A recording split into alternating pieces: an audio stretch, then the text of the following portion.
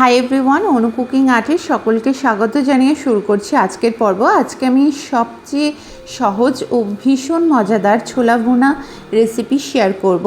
এমন একটি ছোলা ভুনা ইফতার প্লেটে যদি থাকে তাহলে নিমেষেই প্লেট ফাঁকা হয়ে যাবে। তো চলুন রেসিপি দেখে নিই। প্রথমেই 2 কাপ পরিমাণে ছোলাকে সারা রাতের জন্য ভিজিয়ে রেখেছিলাম। দেন প্রেশার কুকারে আগে থেকে ধুয়ে রাখা ছোলাকে অ্যাড করব এবং 2টি আলুর খোসা ছাড়িয়ে দিয়ে দেব সিদ্ধ হতে। আমার কাছে এটি ঝটপট পদ্ধতি বলে মনে হয়। আপনারা চাইলে আলুটাকে আলাদাভাবেও সিদ্ধ করতে পারেন।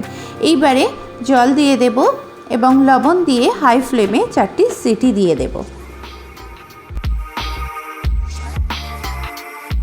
ছোলা সিদ্ধ হতে থাক, এদিকে ছোলা ভুনা বানানোর জন্য মশলা রেডি করব। তার জন্য কি কি লাগছে দেখে নিই। প্রথমেই লবণ দেব, দেন কাশ্মীরি লঙ্কার গুঁড়ো, জিরা গুঁড়ো, গরম মশলা,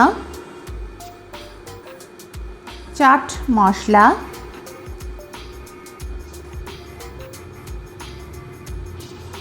আমচুর পাউডার দিয়ে দেব। আমচুর পাউডারটা অবশ্যই অ্যাড করার চেষ্টা করবেন, এতে করে ফ্লেভারটা কিন্তু দারুণ আসবে ছোলা ভুনার। রেখে দেব মশলাগুলিকে। এবার ঢাকনা খুলে দেখব।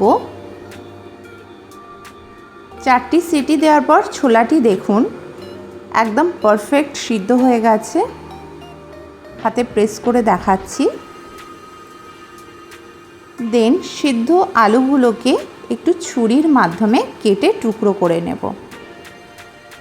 ছুরির গায়ে একটু তেল মাখিয়ে নিলে খুবই ইজিলি আলুগুলোকে কাটা যাবে। ঠিক এই রকমভাবে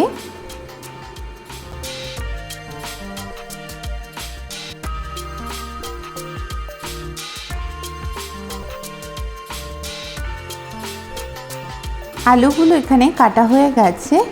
দেন কড়াই তেল দেব। তেলটা গরম হয়ে আসলেই ফোড়ন দেব। তার জন্য লাগছে গোটা জিরা, একটি শুকনো লঙ্কা এবং কিছুটা কারি পাতা দিয়ে দেব। আপনাদের কাছে কারি পাতা না থাকলে না দিলেও হবে। ফোড়নের স্মেল বার হলেই পেঁয়াজ কুচি দিয়ে দেব। পেঁয়াজটা একটু লাল লাল করে ভেজে নেব।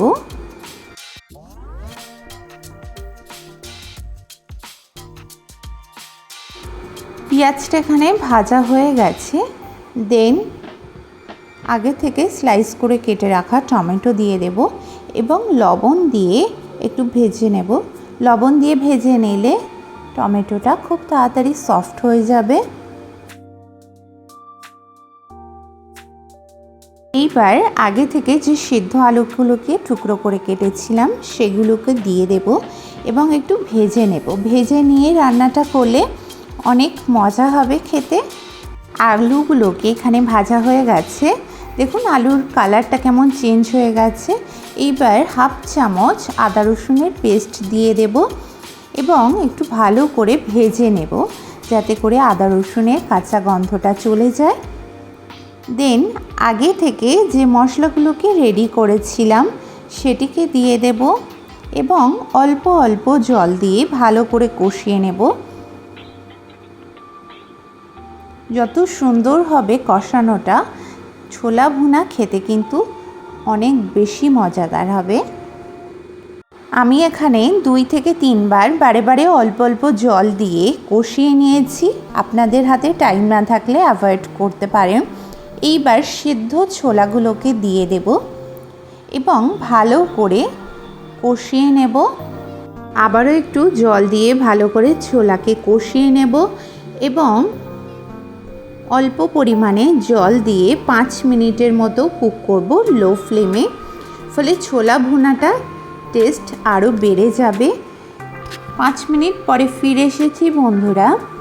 এবার একটু আলুগুলোকে প্রেস করে দেব যাতে ভুনাটা একদম মাখো মাখো হয়। সবশেষে একটু কারি পাতা দিয়ে দেব। দেখুন তো রেডি হয়ে গেছে ভীষণ মজাদার ছোলা ভুনা রেসিপি। এইবার ফ্লেমটাকে অফ করে দেব।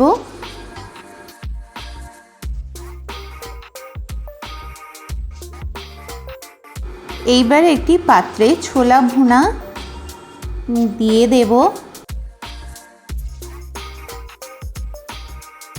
এবং ছোলা ভুনার টেস্টটাকে আরও বাড়াতে প্রথমে শসা কুচি, দেন পেঁয়াজ কুচি, ধনেপাতা কুচি এবং লঙ্কা কুচি দিয়ে দেব।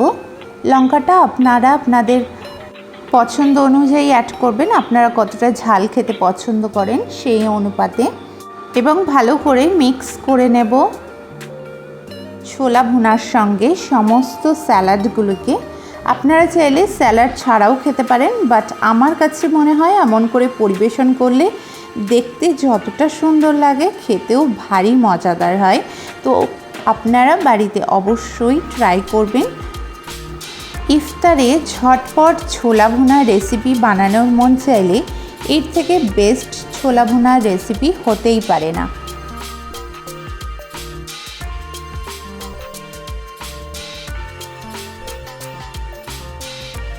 তো বন্ধুরা, ভিডিওটা যদি হেল্পফুল হয়ে থাকে তাহলে প্লিজ একটি লাইক ও কমেন্টের মাধ্যমে আমাকে জানাবেন। রেসিপিটি প্লিজ আপনার রিলেটিভের সঙ্গে শেয়ার করবেন।